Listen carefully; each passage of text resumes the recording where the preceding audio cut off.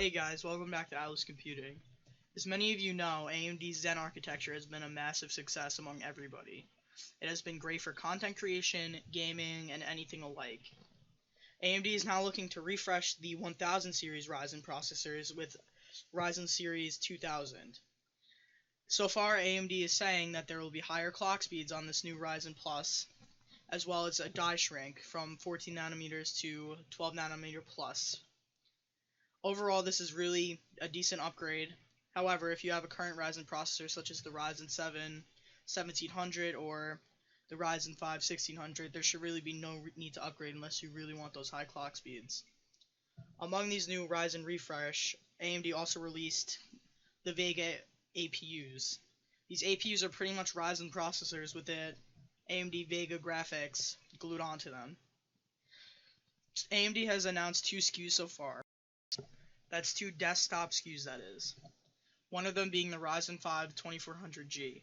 This processor comes in at $169 and it clocks at 3.6 GHz. With 4 cores and 8 threads and 11 Vega compute units, this one is sure to be a powerhouse.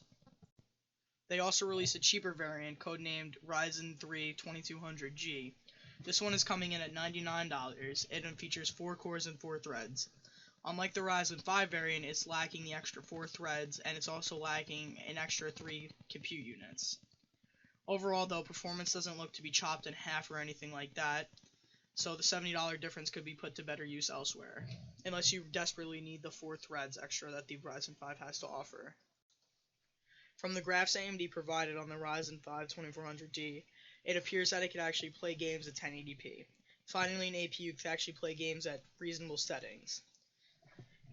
AMD also stated that it would have similar performance to an i5-8400, that's a 6-core, 6-thread processor, with a GT 1030. So far from what we know, it appears that the Vega APU inside the Vega graphics inside the APU could actually rival a discrete graphics card like the GT 1030. That's pretty damn impressive. Now keep in mind the thermal design power of this Ryzen 5 is only 65 watts. Now, if you do the i5-8400 with the GT 1030, you're looking at a 95 watt TDP. The GT 1030 alone draws 30 watts. The i5-8400 has a 65 watt TDP as well. This is pretty impressive. You're getting the same performance while using less watts and while using less money as well. It's pretty impressive. Great job. Keep it up, AMD.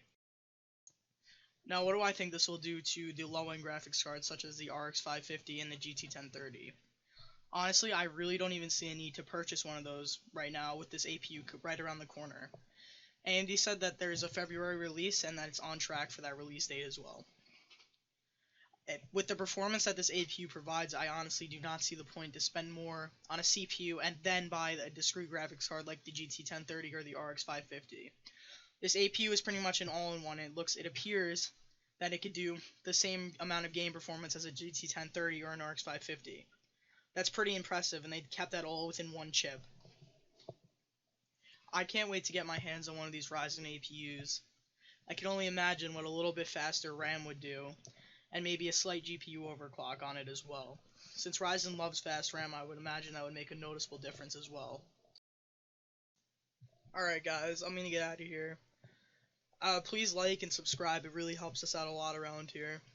Alright, that's all guys. Thanks guys. Have a good one.